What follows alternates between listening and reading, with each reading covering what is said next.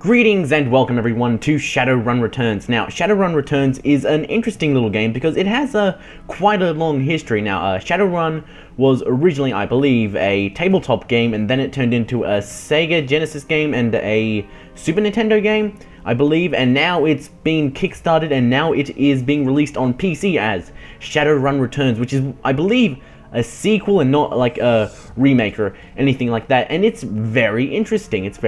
So, if you've played sort of like XCOM or Fallout, then basically put those two games together, and you've basically got Shadowrun Returns. It's very interesting. So now, you can look at my character right here, and he's a troll, and like normally you don't see trolls in these sorts of cyberpunk games. But that's what's really interesting about Shadowrun. It takes these fantasy elements of trolls, orcs, and wizards and puts them into a cyberpunk world, and it's just a very nice little style that isn't really done that much at all. So it's very unique on that front. Now, here, let me show you the main portion of Shadowrun Returns, and that is called talking and reading. A lot and lots of reading. There's oh my goodness. Now, if you don't like reading, then this game is not for you. There is like no voice acting at all. So if you don't want to read anything, then yeah, I cannot recommend this game. So now, we're talking to this old man and we're basically just going to try and intimidate him. So we need to get up to the top floor to find our friend. That's our mission here. And in order to do that, we need to intimidate this old man. So because we've got a certain skill point at a certain level, we can scare him. So strength 4. And now he'll tell us some information.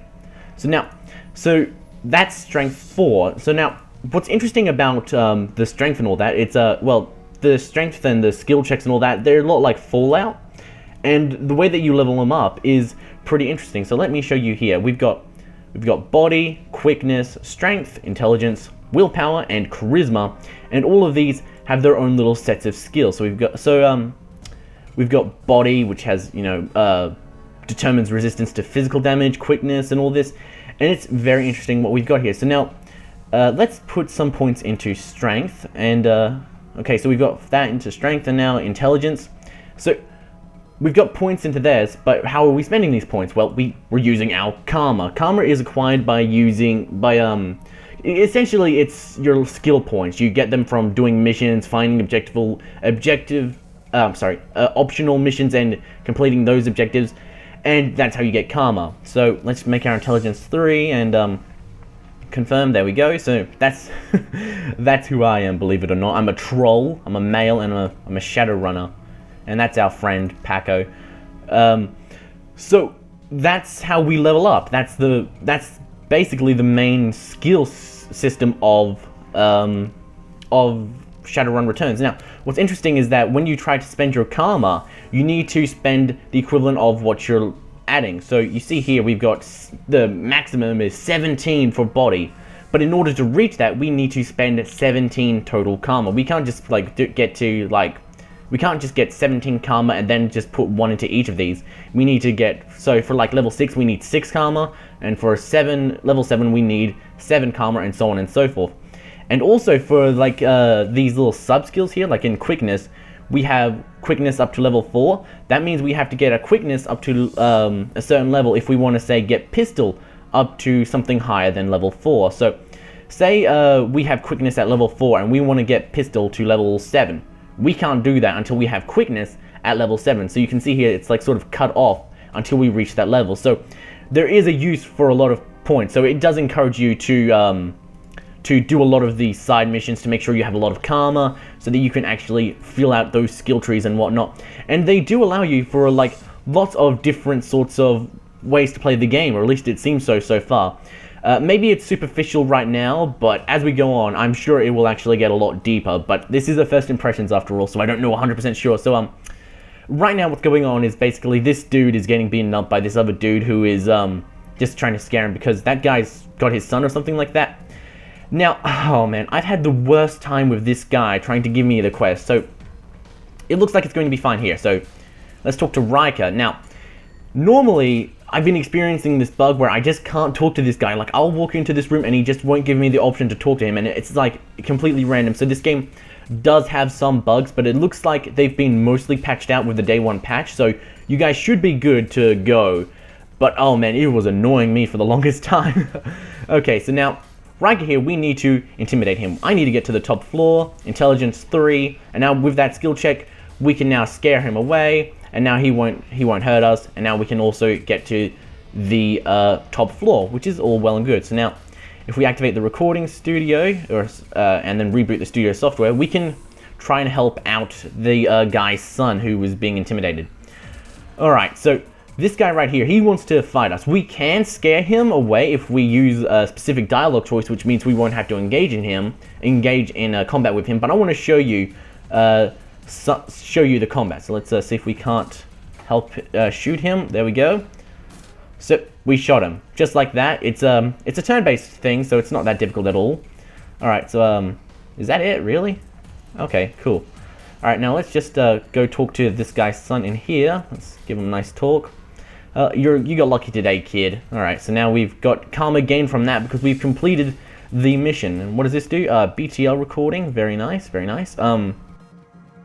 Now with that given to us, we can report to the old man who should be in here, and we've saved his son. So those are the the optional missions in this game. You have them that'll appear, and you can also make it so that you won't be able to complete them. So like I believe after we hit this section here, we will be unable to complete any more side quests or anything like that. So it's good to make sure that you explore an area fully before moving on. So let's enter the passcode. There we go. The elevator slowly grinds into motion. Now if we start this, I believe Paco should give us a little bit of dialogue, which should say, let's go to the penthouse. Raven, if we go up there, I'm not leaving until we find Coyote. And yeah, so if we go up, we can't come back down, I believe, until we're finished with the mission. Alright, let's go up. So it's very interesting.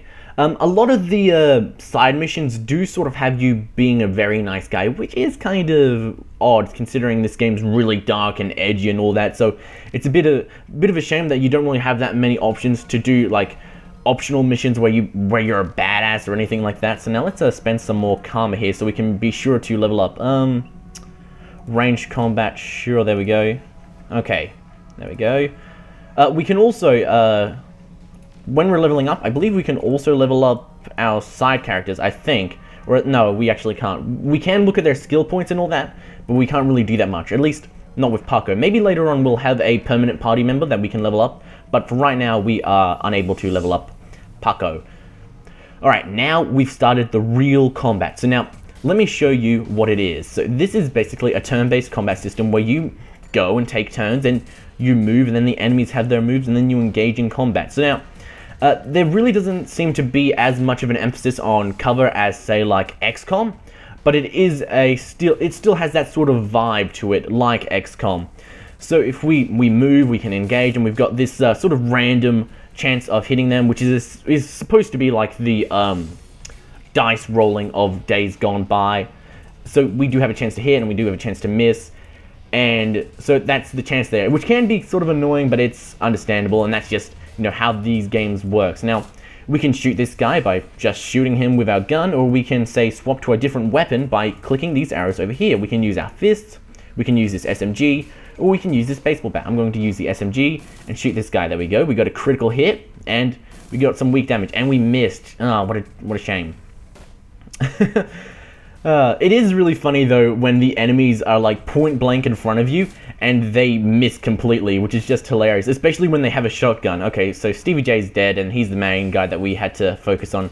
Alright, so now we have to kill all of his little goons, and we can also start using some of our other items with like grenades, I believe we have. So let me show you grenades after this spellcaster performs a spell. So let's see what we've got here. A grenade, and now that we've clicked it on here, we can then put it around here and frag out.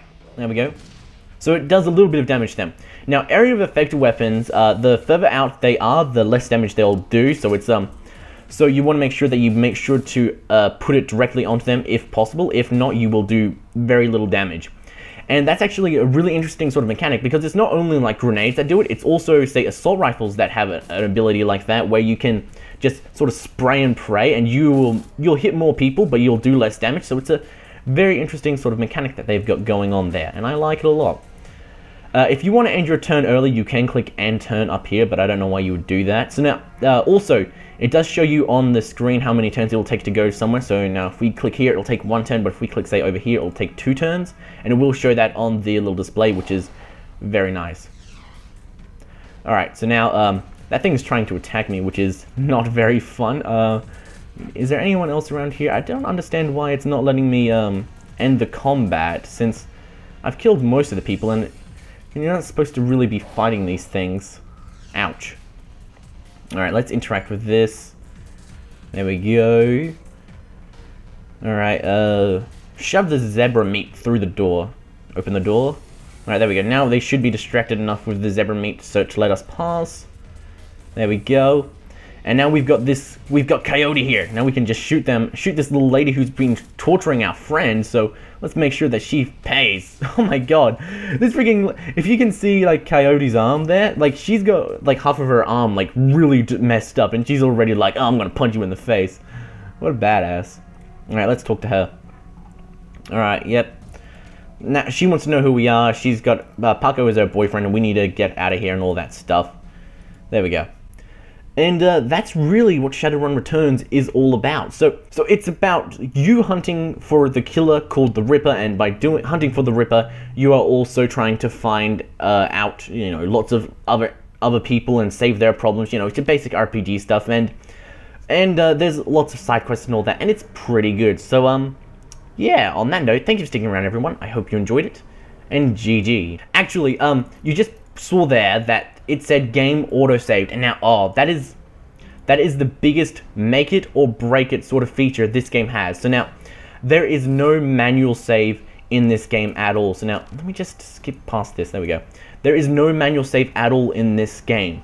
The developers have stated that they ran out of funding in the middle of development because they kickstarted it and they didn't have enough, so they just quickly rushed it for a release or something like that. I haven't actually been following the development, so I apologize if that's not correct information, but basically they didn't have enough money to put in a manual save option. So you have this, so what you have for a save option is this autosave. So what's really annoying about this is it doesn't really give you a clear indicator of when it's manually saving. So when it's auto-saving. It does have a little icon in the top left, but occasionally you can miss that and think, oh, it must have auto-saved, but in reality it did not.